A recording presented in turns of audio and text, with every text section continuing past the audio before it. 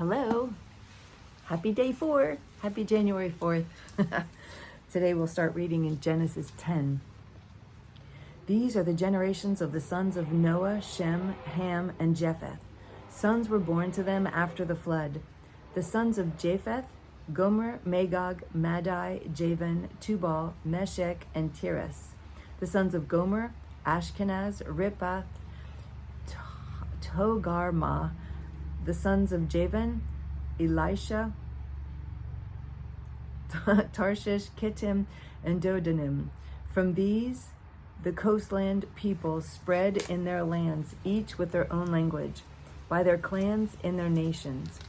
The sons of Ham, Cush, Egypt, Put, and Canaan. The sons of Cush, Seba, Havilah, Sabta, Ramah, and Sabteka. The sons of Ramah, Sheba, and Dedan. Cush fathered Nimrod. He was the first on earth to be a mighty man.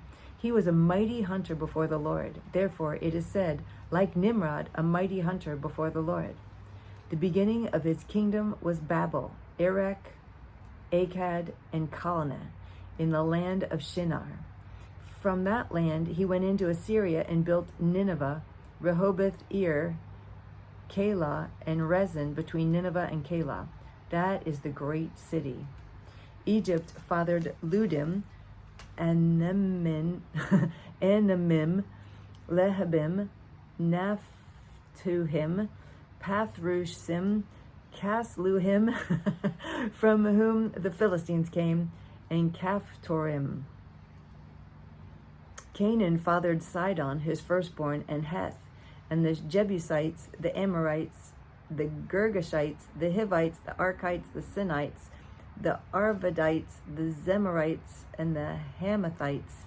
Afterward, the clans of the Canaanites dispersed, and the territory of the Canaanites extended from Sidon in the direction of Gerar as far as Gaza, and in the direction of Sodom, Gomorrah, Admah, and Zeboim as far as Lasha. These are the sons of Ham by their clans, their languages, their lands, and their nations. To Shem also, the father of all the children of Eber, the elder brother of Japheth, children were born. The sons of Shem, Elam, Asher, Arpachshad, Lud, and Aram. The sons of Aram, Uz, Hul, Gether, and Mash.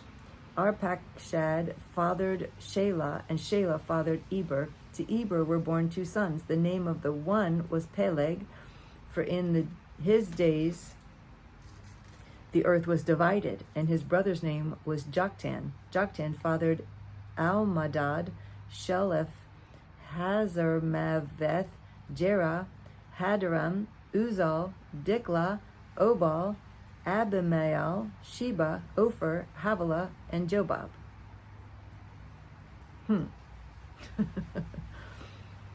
All these were the sons of Joktan.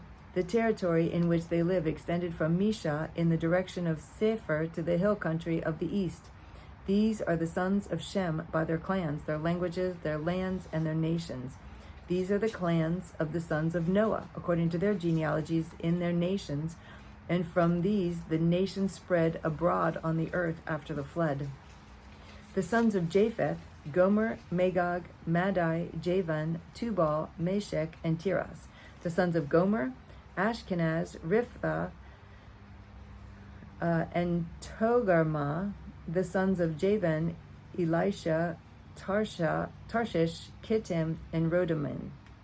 The sons of Ham, Cush, Egypt, Put, and Canaan. The sons of Cush, Seba, Havilah, Sabta, Ramah, and Sabteka. The sons of Ramah, Sheba, and Dedan. Cush fathered Nimrod. He was the first on the earth to be a mighty man. Egypt fathered Ludim, Anamim, Lehamin. Oh. You know what I missed? This is why it sounds like it's repeating. I missed mentioning that we switched over to 1 Chronicles. We went from Genesis 10 to 1 Chronicles 1. And that's why it sounds like it's repeating this part. Okay, so verse 11. Egypt fathered Ludim, Anamim, Lehabim, Naphtuhim, Pathrusim, Casluhim, from whom the Philistines came, and Caphtorim. Canaan fathered Sidon, his firstborn, and Heth, and the Jebusites and Amorites, the Girgashites, the Hivites, the Arkites, the Sinites, the Arvadites, the Zemarites, and the Hamathites. The sons of Shem, Elam, Asher, Arpachshad, Lud, and Aram. And the sons of Aram, Uz, Hul, Gether, and Meshech. Arpachshad fathered Shelah, and Shelah fathered Eber. To Eber were born 2 sons. The name of the one was Peleg, for in the days the earth was divided. And his brother's name was Joktan. Joktan fathered Almadad, Shalef, Hazamaveth, Jerah, Hadaram, Uzal, Diklah, Obal, Abimael, Sheba, Ophir, Havilah, and Jobab. All these were the sons of Joktan.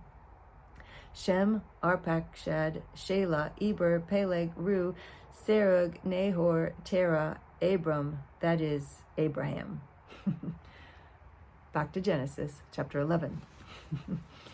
Which this is so much better. I mean, it goes a little back and forth right now, but it's so much better than finishing this whole story, going on to another story, and then coming back and reading these parts again. You're like, wait, what just happened?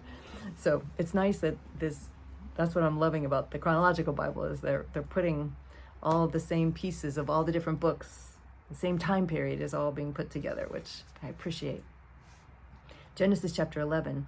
Now the whole earth had one language and the same words. And as people migrated from the east, they found a plain in the land of Shinar and settled there. And they said to one another, "Come, let us make bricks and burn them thoroughly." And they had brick for stone and bitumen for mortar.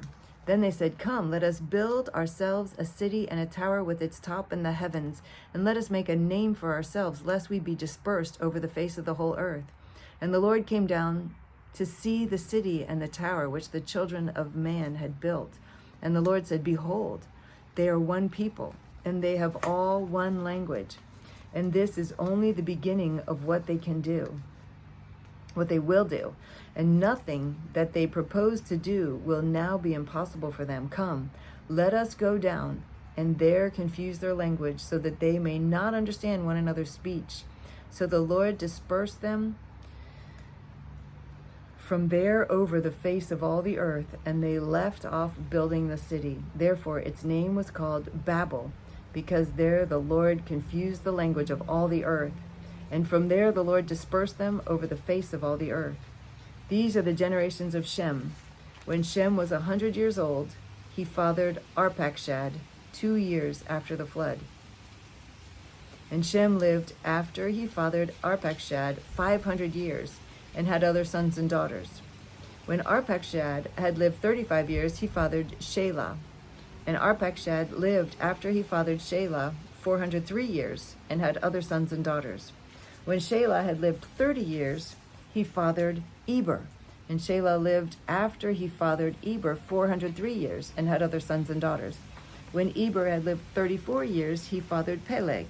And Eber lived after he fathered Peleg 430 years, and had other sons and daughters.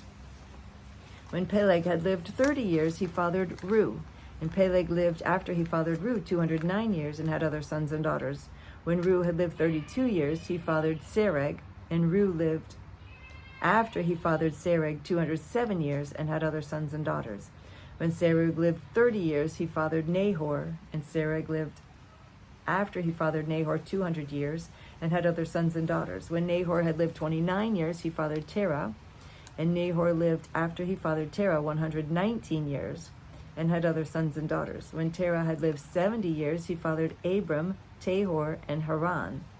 Now these are the generations of Terah. Terah fathered Abram, Tahor, and Haran fathered Lot. Haran died in the presence of his father Terah, in the land of his kindred, in Ur of the Chaldeans. And Abram and Nahor took wives. The name of Abram's wife was Sarai, and the name of Nahor's wife Milcah, the daughter of Haran, the father of Milcah and Iscah. Now Sarai was barren. She had no child. Terah took Abram his son, and Lot, the son of Haran, his grandson, and Sarai, his daughter-in-law, and his son Abram's wife. And they went forth together from Ur of the Chaldeans to go into the land of Canaan. But when they came to Haran, they settled there. The days of Terah were 205 years, and Terah died in Haran. Okay, so that's the end of today's reading. Tomorrow we'll start with more into the life of Abraham. Thank you for reading with me. It's been a pleasure reading with you this year. This year. Yes. It's fun. It's fun. A whole new year. A whole new opportunity to read through the Bible in a different way for us. I'm looking forward to it. I'm enjoying it. I love you. See you tomorrow.